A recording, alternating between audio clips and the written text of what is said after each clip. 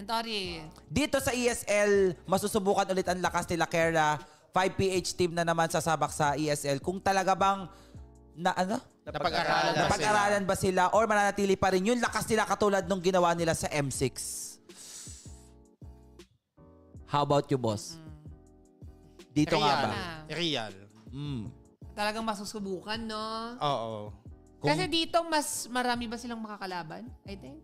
Ibang, Or mga bago yung mga makakalaban nila dito. May ibang factor na makakalaban sila. Kasi kumbaga before, nung M6, ang nakalaban lang nilang PH team, ay, ang nandun lang, Aurora. Ngayon kasi dito, 5 PH team. And alam naman natin, PH team talaga is mga... Lalo TLPH. And even the Indonesian country din, may marami din silang... Mga MDL, MPL nila. Oo, like the Ibos nandito, yung BTR nandito. Ano ka ulit, Pake o Real?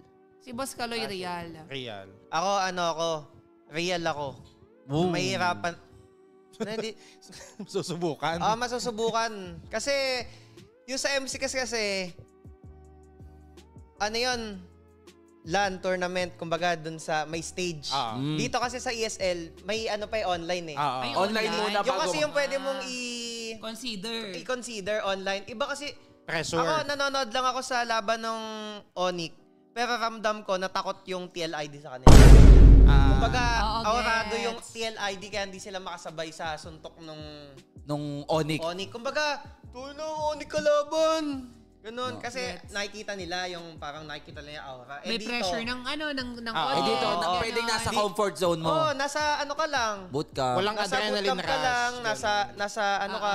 Kasi baka mamaya dun lang mo Kung baka makakalma yung sarili mo, no? Pwede nilang Kumbaga, pakalmahin. kung kalaban may Onyx, ay okay lang. Parang ano lang to.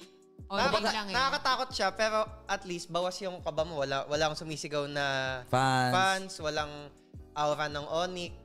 Kaya feeling ko makakasabay yung ibang team dun sa ano ngayon. Good point. Actually, Napakagandang point malaking yun. bagay yung yung kay Wise. Ano yun sa perspective ng isang pro player. Yes. Pero ako feeling ko, agree ako sa side ni Wise this time. Na malaking factor yun. Na malaking factor yun. Mahihirapan sila in a way na yung aura kasi ng mga makakalaban nila ngayon, hindi nila ma-intimidate.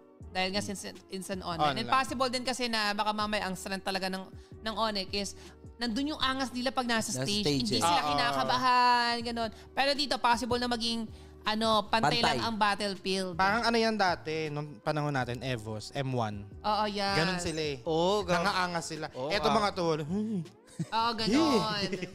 Nakikinig yung mga shot ko. Sigaw. Gets. Ayun, naninigo kasi dati. Sila Donkey, di ba? Sila Donkey. Gets.